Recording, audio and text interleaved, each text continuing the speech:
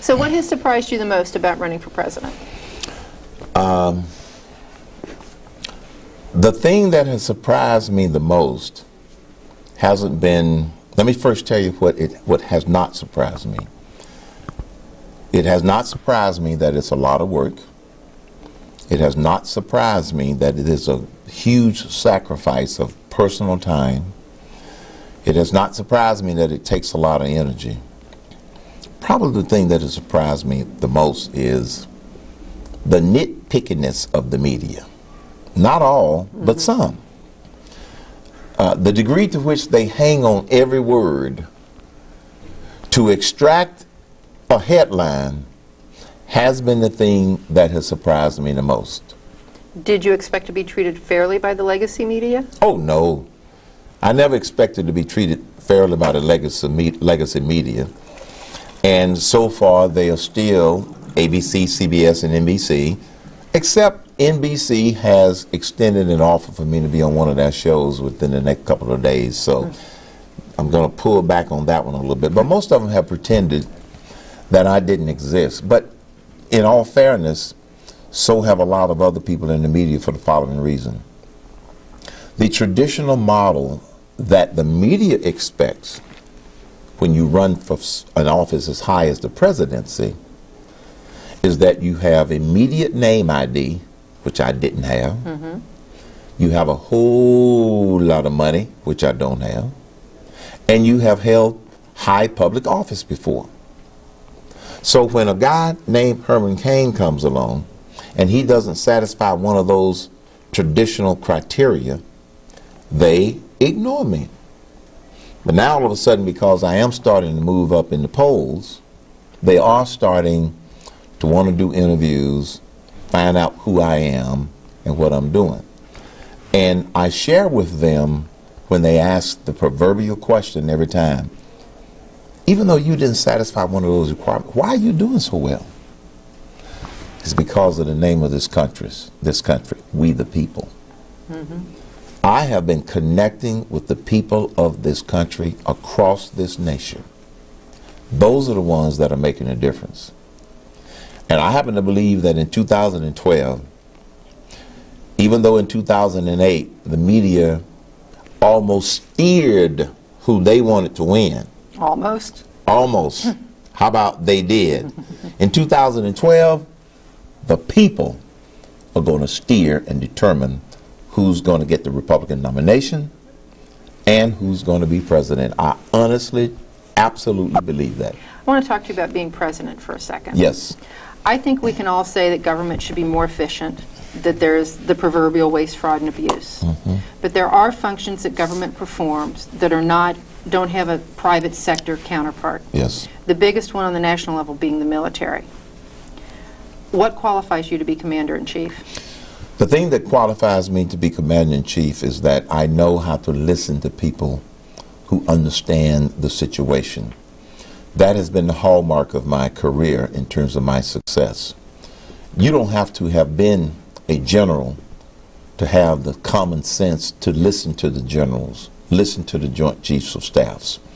You don't have to have had military experience to know how to assess who are our friends and who are our enemies. And so because my leadership instincts causes me to listen to the people who know more about it than I do, that's what qualifies me to be commander-in-chief. 3 weeks ago, if you had been commander-in-chief and your generals on the ground and your people at the CIA said, we can't pull 33,000 men out of Afghanistan, would you have listened to them, or would you have looked at the polls? I would have listened to them. I have already been on record as being critical of the decision that the president made not to listen to the generals. Secondly, I don't believe it. Secondly, it doesn't make common sense to reduce your force by a third and think that the enemy won't take advantage of that. And it also makes it more difficult for the ones that are left there. That doesn't require military experience. That requires common sense. And so, no, I would have listened to my generals. And now here's the other thing that I will not do, and I would not do as President and Commander-in-Chief. I will not tell the enemy what we are doing and when we are doing it.